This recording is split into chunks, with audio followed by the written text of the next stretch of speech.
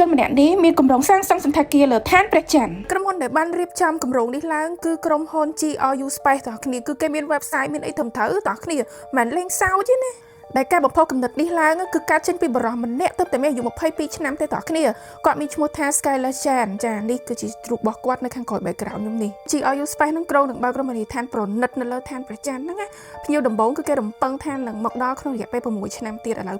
2026ចុង2032តោះគ្នានឹងអាចទៅលេងឋានព្រះច័ន្ទដោយមានស្ថានភាពគេបានយ៉ាងស្រួលតែម្ដងណាគេស្រឡាញ់អវកាសហើយមានធនធាននៃអ្នកមាន millionaire អីដែលគេថាលក្ខណៈថាគាត់អ្នកទេសចរបែបអវកាសអីហើយមានក្តីប្រាថ្នាកំពុងចង់ទៅលេងឋានព្រះច័ន្ទអីហ្នឹងគឺត្រូវប៉ាត់តែម្ដងតោះគ្នាហើយឥឡូវហ្នឹងគឺគេទទួលប្រាក់កក់ឲ្យតោះគ្នាហើយមានការ register ចុះឈ្មោះដំបូងហ្នឹង$1000ម្នាក់ចូលទៅក្នុង website GRU Space ហ្នឹងតោះគ្នានិយាយទៅម្នាក់1000ហ្នឹង register ហ្នឹងអត់ដឹងថាជាប់ឬមិនជាប់ទៀតគេរើសមើលទៀតបន្ទាប់មកនៅពេលដែលយើងជាប់ការចុះឈ្មោះហ្នឹងហើយតើគ្នាត្រូវបង់ប្រាក់តើគ្នាចំនួន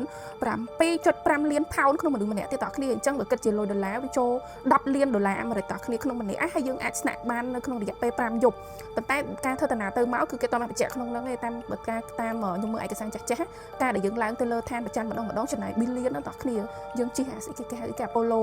គឺចំណាយ$1 លានប៉ុន្តែក្នុងនេះគឺគេនិយាយទៅរឿងស្នាក់អីអញ្ចឹងអាថ្លៃធ្វើដំណើរមិនដឹងថាយើងចេញខ្លួនឯងឬក៏គេចេញឲ្យទេហើយក្រុមហ៊ុន GRU Space នេះផងដែរត្រូវបានគ្រប់គ្រងដោយវិនិយោគិនរបស់ SpaceX តើគ្នារបស់លោក Elon Musk នឹងតើគ្នា idol របស់ខ្ញុំនឹងហើយនឹងជាសមាជិក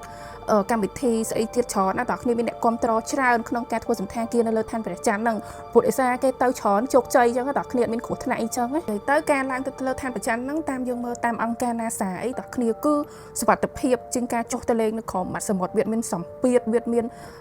ចង់និយាយថាគឺយើងអាចរស់នៅបាននៅលើឋានព្រះច័ន្ទហ្នឹងតោះគ្នានិយាយទៅគឺគេ explore ច្រើនឆ្នាំហើយនៅលើឋានព្រះច័ន្ទហ្នឹងគឺថាវាមានសុវត្ថិភាពសម្រាប់មនុស្សយើង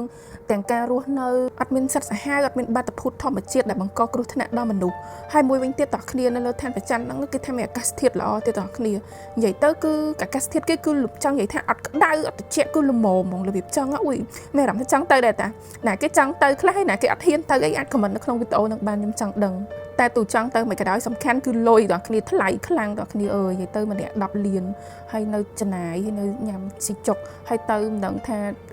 ទៅនឹងជោគជ័យឬក៏មិនជោគជ័យខ្លាចមានបញ្ហាតាមផ្លូវតាមអីខ្លាចអត់ទេទូមានលុយក៏ទៅដែរហើយសម្រាប់ការដាក់ឈ្មោះសន្តាគារនឹងផងដែរគឺគេក្រុងនឹងដាក់ឈ្មោះថា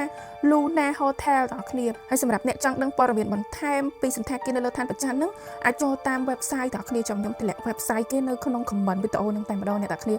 ចូលទៅនឹងឃើញមានលក្ខខណ្ឌឲ្យគេត្រូវចុះឈ្មោះបង់លុយធនាគារទី1បង់លុយធនាគារទី2អូយតោះគ្នាច្រើនមែនតើអញ្ចឹងសម្រាប់អ្នកដែលដូចថាគាត់ជា millionaire មហាស្ថិអីចឹងអាចចូលទៅមើលបានហើយអ្នកដែលបំផុសគម្រោងនឹងផ្ទាល់លោក Skylar Chan នឹងចាតើគ្នាគឺគាត់បាននិយាយទៀតគាត់បង្ហើបថាមានអ្នក booking មានអ្នក register ច្រើនមែនតើសម្រាប់គម្រោងរបស់គាត់នឹងហើយគាត់បានបញ្ជាក់ថាអ្នកដែលបានចុះឈ្មោះទាំងអស់ហ្នឹងសិតតែជាបុគ្គលល្បីៗនៅក្នុងសង្គមបច្ចុប្បន្នមហាសេដ្ឋីតែម្ដងអញ្ចឹងយើងចាំអ៊ុតមើលតើគ្នាណាគេដែលទៅកាត់ខ្សែបូសម្ពោធមុនគេនៅលើសន្តាគារនៅលើឋានព្រះច័ន្ទនឹងតើគ្នាហើយគេមានកញ្ចប់ honeymoon to the moon អីតើគ្នាអញ្ចឹងណាគេចង់ honeymoon នៅលើឋានព្រះច័ន្ទនេះគឺត្រូវតែម្ដងតើគ្នាចូលឲ្យកញ្ចប់ honeymoon to the moon ហ្នឹងទៅចឹងបន្ថែមបច្ចេកវិទ្យាកាន់តែទំនើបពីមួយថ្ងៃទៅមួយថ្ងៃតើគ្នាអញ្ចឹងបងប្អូនទាំងអស់គ្នាជាពិសេសក្មេងៗតំពាំងស្នូលរិស័យខំរៀនឡើងតើគ្នាកូនខ្មែរយើងឃើញទាំងអស់គ្នាជុំវិញពិភពលោកគឺមានអ្វីដែលថ្មីគំនិតអីថ្មីសម្រាប់លើកស្ទួយប្រទេសជាតិគេអញ្ចឹងយើងត្រូវខំដែរខំទាំងអស់គ្នាឲ្យមានអ្វីដែលថ្មីនឹងគេនឹងឯងដែរបង្កើតនេះបង្កើតនោះដូចគេដែរអញ្ចឹងតើគ្នាបើខំពេកដល់ថ្នាក់ជ្រុះសក់តើគ្នាកុំភ្លេចថ្នាំបដិសក់ទាំងអស់គ្នានេះរបស់ Elava